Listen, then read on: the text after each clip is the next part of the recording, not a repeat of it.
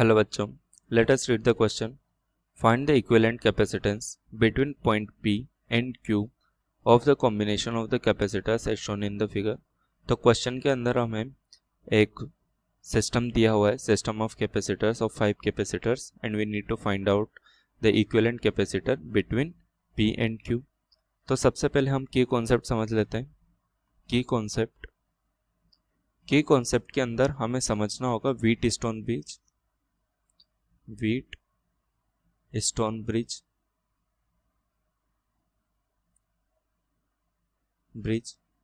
Wheatstone bridge क्या होता है?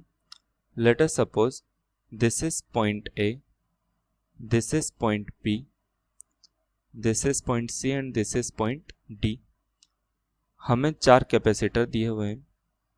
This is capacitor 1 C1, this is C2, this one is C3, this is C4. These are the branches of the Wheatstone bridge. और एक capacitor हमें इसके बीच में दिया हुआ है पॉइंट C और पॉइंट D के बीच में. दिस इज C5 और जो वोल्टेज है वो अक्रॉस है A एंड B के.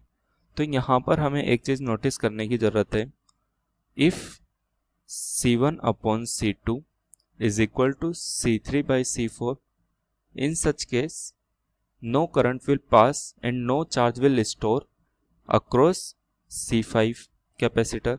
तो इस केस में C5 के अक्रॉस कोई कैपेसिटर कोई चार्ज स्टोर नहीं होगा और इसके थ्रू कोई करंट भी फ्लो नहीं होगा. तो अब हम क्वेश्चन में देख लेते हैं कि व्हीटस्टोन जो क्वेश्चन के अंदर दिया हुआ है वो व्हीटस्टोन ब्रिज है या नहीं है. तो let us see here. Let us suppose this is C1 capacitor, this is C2 capacitor, this is C3, this one is C4 and this is C5.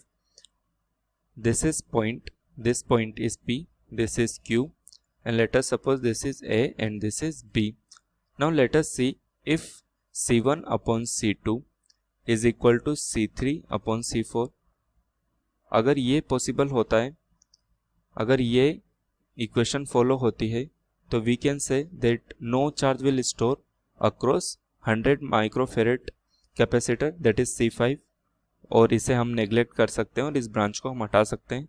तो लेट अस सी हियर.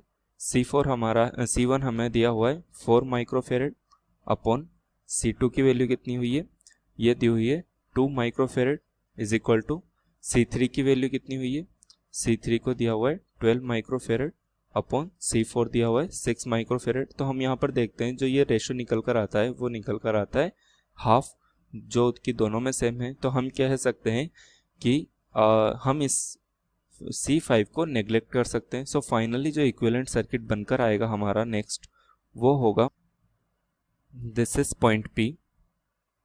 इस point P में 4 microfarad and 12 microfarad are connected in series. Similarly, another branch that is 2 microfarad and 6 microfarad are connected in series but parallel to 4 and 12.